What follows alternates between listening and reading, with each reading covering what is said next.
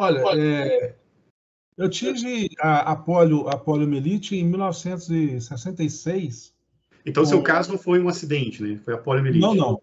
O meu é a doença, né? Polio, né? Que deixa marcas, né, cara? No meu caso,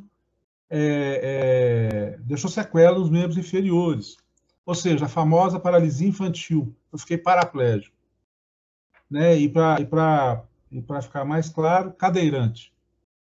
E, assim, logo após eu ter tido essa doença, eu morei no Hospital da Baleia durante 5 anos, cara, sem, O assim... Baleia é um hospital de Belo Horizonte, né? Isso, no Hospital da Baleia, desculpa, eu acabei falando a cidade, é isso mesmo.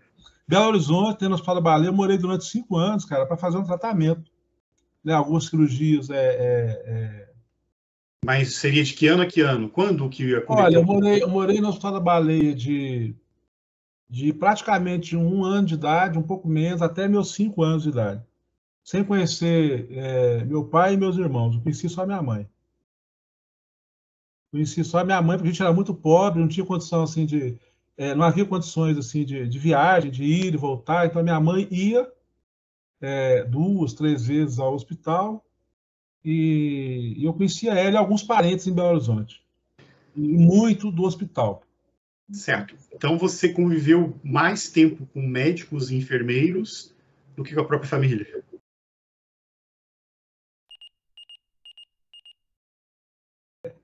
Morei no hospital.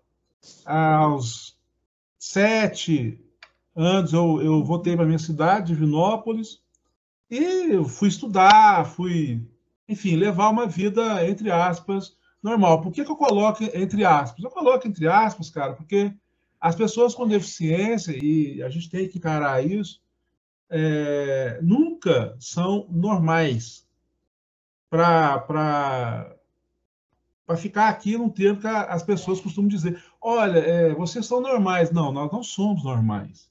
Nesse sentido, não, nós temos uma deficiência, enquanto a maior parte das pessoas não tem. Então, essa normalidade fica uma coisa assim, parece até que é meio uma coisa, meio para não ver a gente.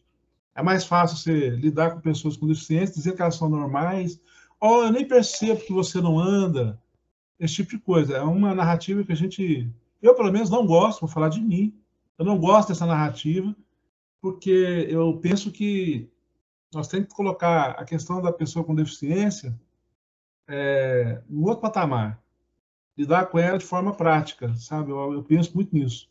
É o que tem que ser melhorado. Nós temos uma legislação muito boa que não é respeitada, como outras legislações do país. Mas, enfim, a minha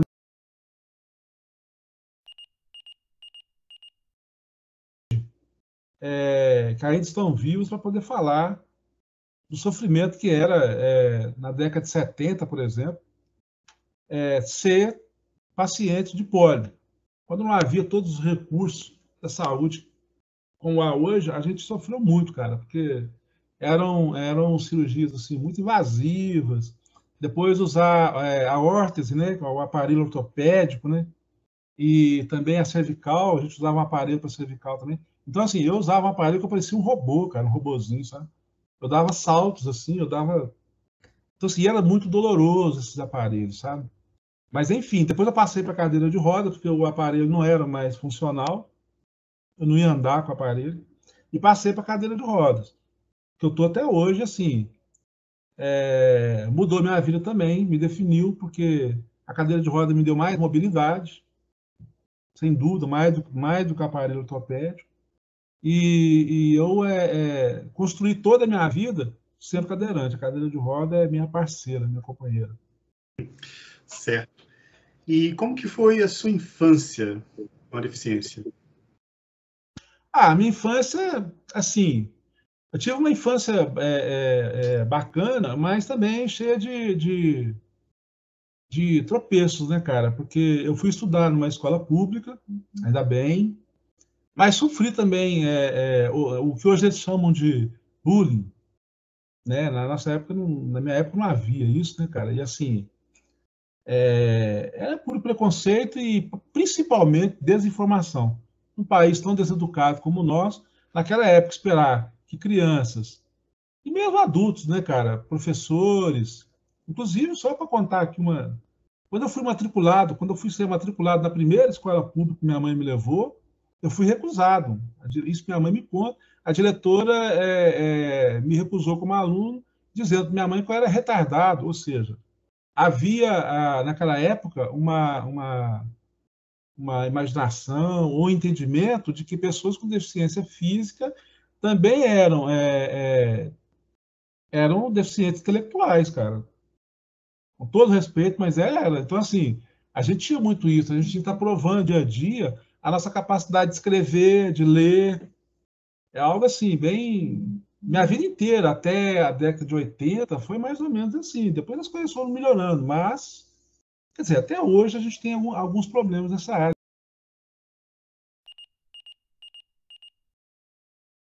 Tinha preconceitos, assim, fora do ambiente escolar que você citou?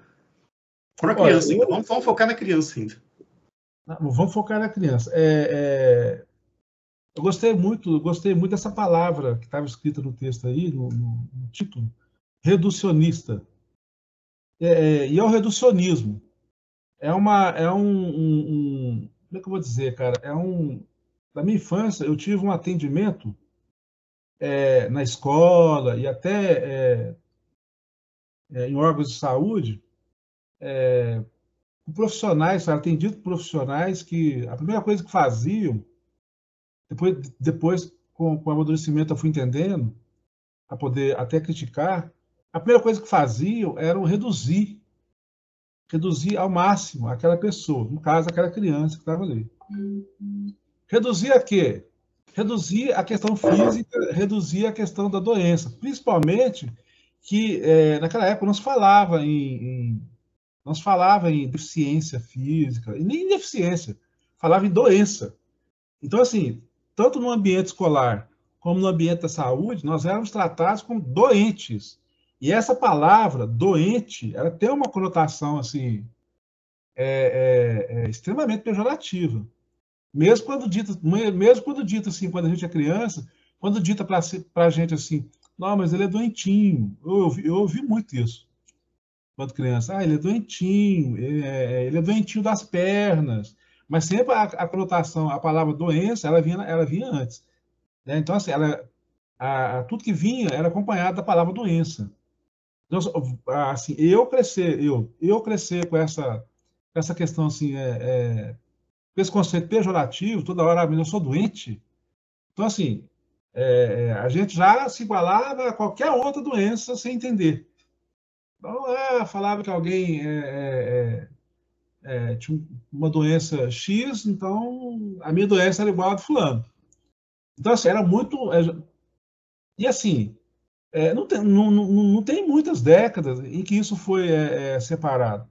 Essa questão da doença fui levando até a minha adolescência. Quantas vezes eu ouvi frases assim que reduzem a gente a uma doença, por exemplo. Ele é bonito, mas ele é doente. Ele é inteligente, mas ele é doente. Eu ouvi isso muitas vezes. Então, assim, e depois com a adolescência e com a maturidade, muda também o reducionismo. Aí já não é doença mais, aí já vem.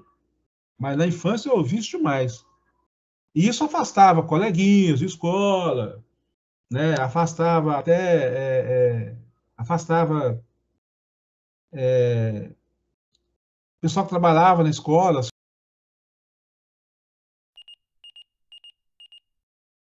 Certo. E na Sim, experiência, assim, já que você que ia tanto aos hospitais, tinha tantas consultas, como é que foi a experiência com o médico? Vamos pegar o exemplo dos médicos. nessa época, Enfermeiros também, tem bastante nessa contato. época, Uhum. cara, eu não tinha, obviamente, né, eu não tinha o pensar que eu tenho hoje. Mas, assim, você ser colocado, e aqui eu quero deixar claro que não vai, assim, nenhuma crítica a pessoas que me atenderam, enfermeiros, médicos, não é isso. Faz parte do sistema. O sistema, eu penso que naquela época, falta de formação, sei lá. Cara, eu morava no Hospital da Baleia e hoje, quando eu vejo fotos, imagens daquela época, é meio campo de concentração, cara.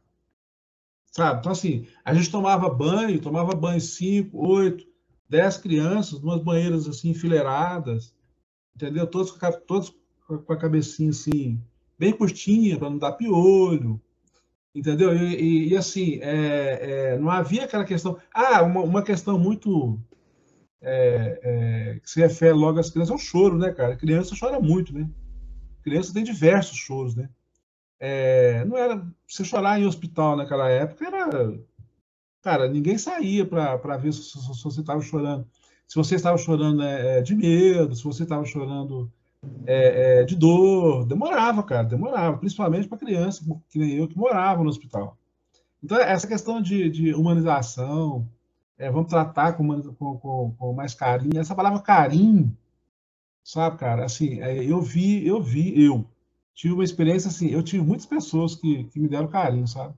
Mas também passei momentos bem ruins, né? Quando você toca nesse assunto, me vem a imagem, né, cara, de noites que eu passava lá no Fala Baleia, onde tinha umas palmeiras grandes, assim, sabe?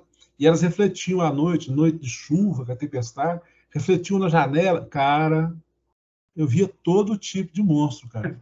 E não tinha um colo para deitar, para pôr a cabeça, e não tinha assim, ninguém para conversar, e nem chorar, estou morrendo de medo. Não dava para fazer isso. Então, assim, foi uma época bem complicada. É claro que isso traz, né, traz outras sequelas depois.